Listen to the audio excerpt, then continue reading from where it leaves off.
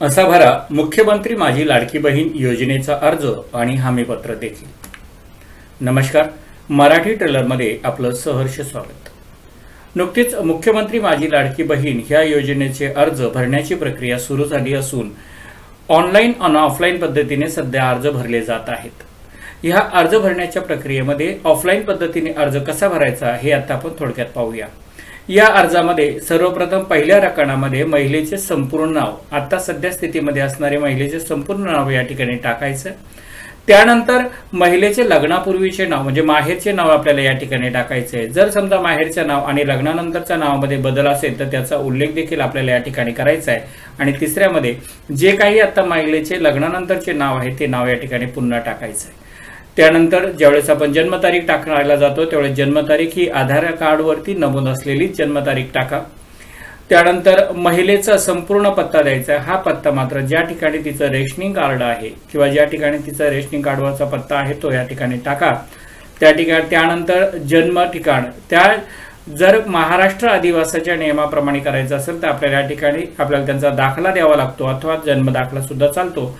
जन्म दाखल्यावरती असलेला उल्लेख गाव, तालुका, जिल्हा याचा या ठिकाणी उपयोग करायचा आहे। जिल्हा आहे पुणे, गाव शहर आहे वाशिरे आणि या ठिकाणी त्या ठिकाणी ग्रामपंचायत आहे, नगरपंचायत आहे की नगरपालिका आहे याचा उल्लेख सुद्धा या ठिकाणी करायचा आहे। त्यानंतर सदर गावाचा, सदर शहराचा जो काही पिनकोड नंबर असेल तो पिनकोड या ठिकाणी टाकायचा आहे। जर आपल्याला हा ग्रामीण भागातला असेल आणि पिनकोड माहीत नसेल तरी चालण्याची शक्यता आहे, पण आपण ऑनलाईन पद्धतीने फॉर्म भरताना मात्र गुगलवरती सर्च करून हा पिनकोड टाकायचा आहे। त्यानंतर पुढच्या याच्यामध्ये आपल्याला मोबाईल क्रमांक, आपला 10 अंकी मोबाईल क्रमांक टाकायचा आहे। हा मोबाईल क्रमांक आधारशी लिंक झालेला असेल तरी चालेल आणि नसेल तरी चालेल, कारण यावरती संपूर्ण आपल्याला OTP म्हणा किंवा इथून पुढची इन्फॉर्मेशन जी आहे ती याच मोबाईलच्या क्रमांकावरती येणार आहे। आपला 12 अंकी आधार क्रमांक या ठिकाणी टाकायचा आहे।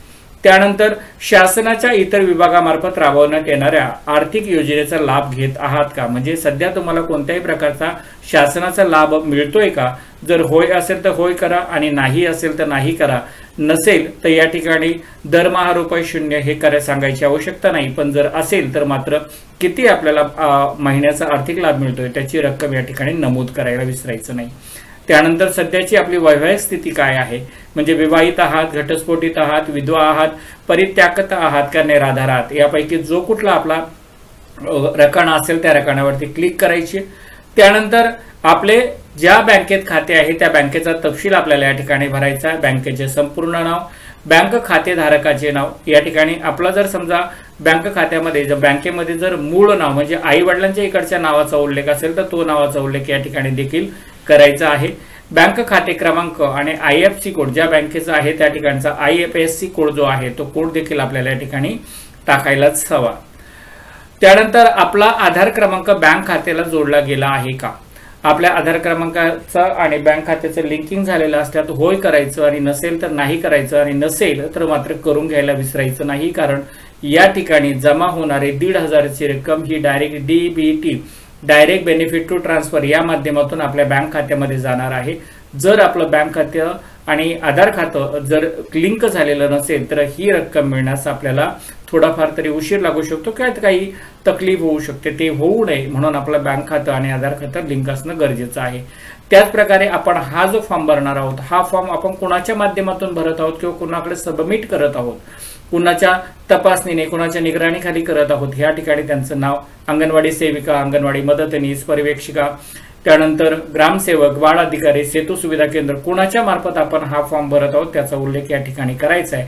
त्यानंतर जो शेवटचा रकाना आहे त्या रकान्यामध्ये खालील सर्व कागदपत्रांच्या प्रती अपलोड करण्यात यावेत, म्हणजे या ठिकाणी आपल्याला आपलं आधार कार्ड हे सर्वच्या सर्व डॉक्युमेंट ऑनलाईन पद्धतीने अपलोड करायचे आहे। त्यामुळे त्याचा किती MBचा डेटा वगैरे आहे त्याचा पूर्ण तपशील आपल्याला ऑनलाईन फॉर्म भरताना त्या ठिकाणी येतो आणि त्याच प्रकारे आपल्याला भरायचा आहे। त्यामध्ये आधार कार्ड, अधिवास म्हणजे जन्म प्रमाणपत्र, अधिवास हा जर महाराष्ट्राच्या बाहेरचा जन्म असेल तर त्यांना अधिवासाचं प्रमाणपत्र हे त्या ठिकाणी संबंधित अधिकाऱ्याकडून घ्यावं लागतं।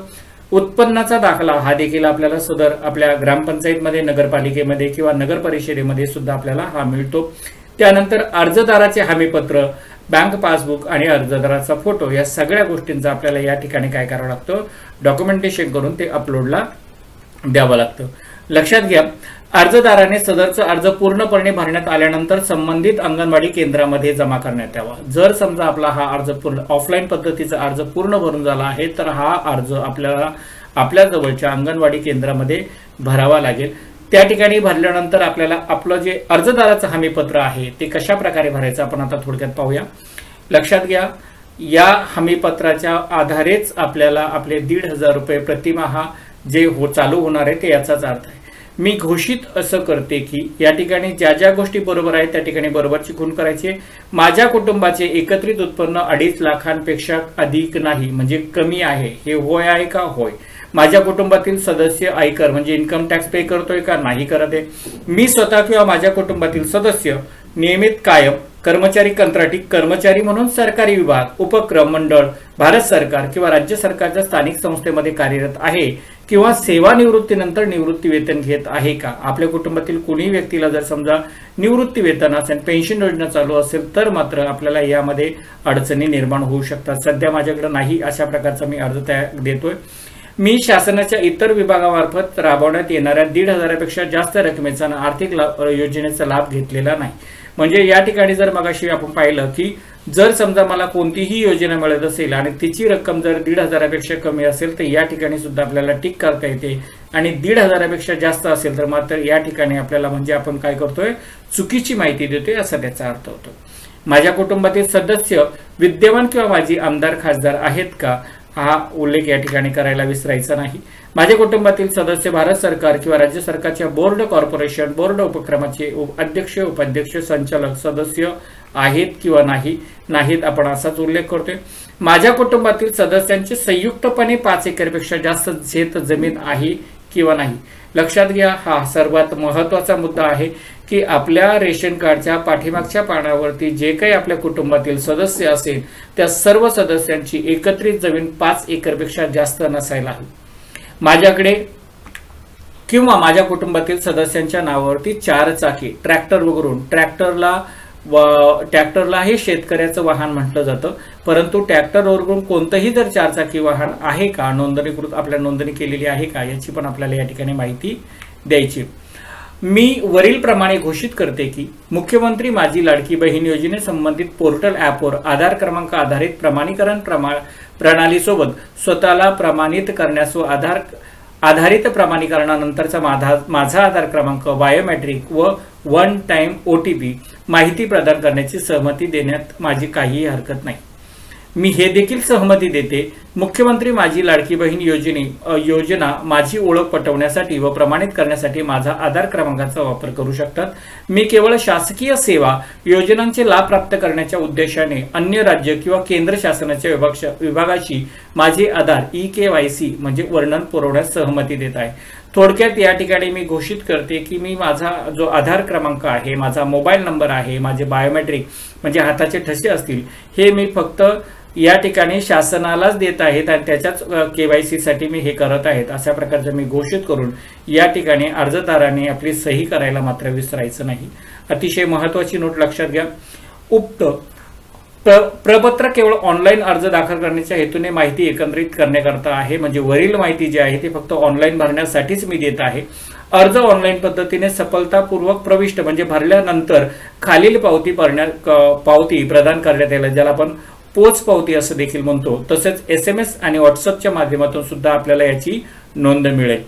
आपण पाहूया, अर्ज दाखल झाल्यानंतर सदर पावती फाडून देण्यात यावी। म्हणजे थोडक्यात काय, ज्यावेळेस आपण आपला अर्ज त्या अंगणवाडी सेविकेकडे भरणार आहोत त्यावेळेस अंगणवाडी सेविका आपल्याकडे 2 प्रकारे अर्जाची नोंद करते। पहिली त्यांच्या रजिस्टर्ड मध्ये करते, रजिस्टरचा क्रमांक जर समजा तिने ताबडतोब ते फॉर्म ऑनलाईन पद्धतीने भरला नाही तर ते आपल्याला ठिकाणी रजिस्टरला जो काही तिने अनुक्रमांक दिला असेल तो अनुक्रमांक या ठिकाणी टाकेल। अन्यथा जर ताबडतोब त्या ऑनलाईन पद्धतीने फॉर्म भरणार असतील तर मुख्यमंत्री माझी लाडकी बहीण योजनेअंतर्गत आपला ऑनलाईन ऑफलाईन अर्ज यशस्वीरित्या दाखल करण्यात आला आहे।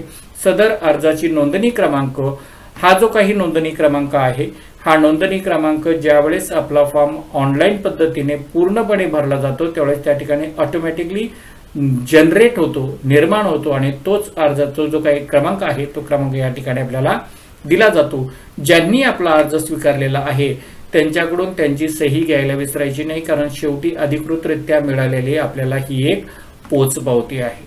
ही सगळं झाल्यानंतर आपण पाहायचं की आपले कोणकोणते डॉक्युमेंट आपण त्यांच्याकडे देणार आहोत अपलोड करण्यासाठी किंवा स्कॅनिंग पद्धतीने करणं, PDF स्वरूपामध्ये जरी द्यायचं असेल तर आपण कोणकोणती कागदपत्रे देणार आहोत। एक आहे लाभार्थ्याचे अर्ध कार्ड, आधार कार्ड, महाराष्ट्र राज्याचे अधिवास प्रमाणपत्र किंवा महाराष्ट्र राज्यातील जन्म दाखला, सक्षम प्राधिकारी यांनी दिलेला 2.5 लाखाच्या आतील म्हणजे उत्पन्नाचा दाखला, त्यानंतर आहे जी बँक आहे त्या बँकेचे पहिल्या पानाचे पहिली झेरॉक्स ज्यावरती आपल्या बँकेचं नाव, आपलं स्वतःचं नाव, त्यानंतर बँकेचा IFSC कोड नंबर हे सगळे त्या ठिकाणी लिहिलेलं असतं, पासपोर्ट आकाराचा फोटो, रेशन कार्ड यासाठी कारण आपल्याला ज्या ठिकाणाहून आपण अर्ज भरणार आहोत त्या ठिकाणी आपल्याला त्याची रेशन कार्डवरली याची ॲड्रेसची नोंद करावी लागते।